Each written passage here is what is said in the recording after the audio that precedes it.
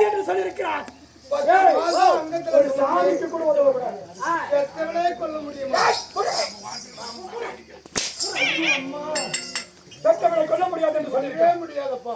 ஆண்டவனுக்கு உதவக்கூடாது. ஆமா, ஒரு பெண் ஜாதிக்கு கூட உதவக்கூடாது. உதவக்கூடாது. அப்படியே ஏற்பட்ட சாபம் தான் நடக்கும். பாவங்க ஏ? பாவம் மகாராஜா. வள்ளியப்பா இருந்தால் சரி மங்கைகள் விற்க முடியும். ஓ மங்கைகள் வைப்பார்கள். சரி குண்டுமணியா இருந்தாலும் பச்சை மணியா இருந்தாலும் செவ்வந்தி இருந்தாலும் அப்பச்சி இருந்தாலும் எதை இருந்தாலும் பெண்கள் சூடுவார்கள். சரி பூவா வச்சுக்குவாங்க. ஆனா சூடாத மலர் அவனுக்கு கொடுக்கணும். அப்படியா? சரி பரிசுக்கு தந்தையை என்று அழைக்காதே. மூடனே, மூர்க்கனே, சண்டாளா, சாபம் குடிக்கிறேன். சாபம்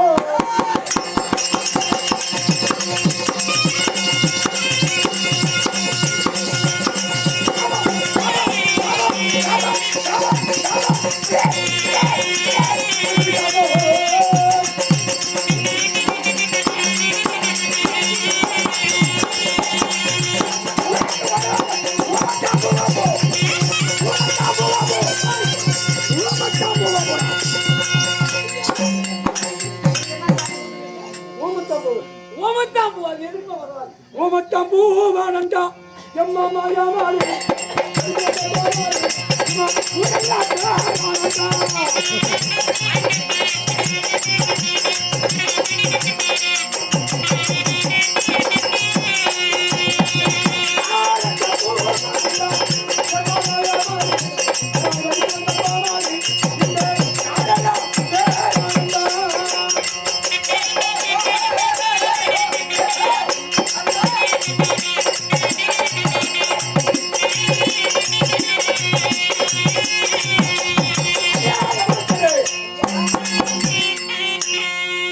பரிசுத்தை ஓமத்தான் போன்னு சொல்லிட்டேன்.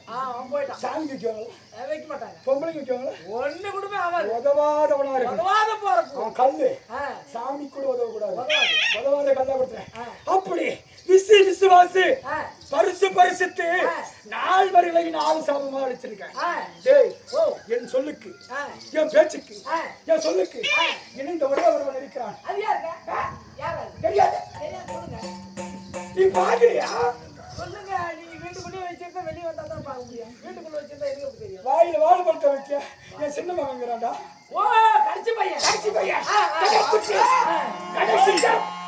என்ன ராம? என்ன ராம? பரிசுராம.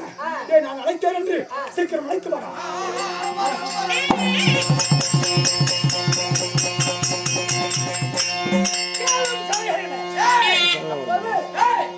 பரிசுராம சபைக்கு வர போயிடுறான். சகோதரர்களை வணக்கம்.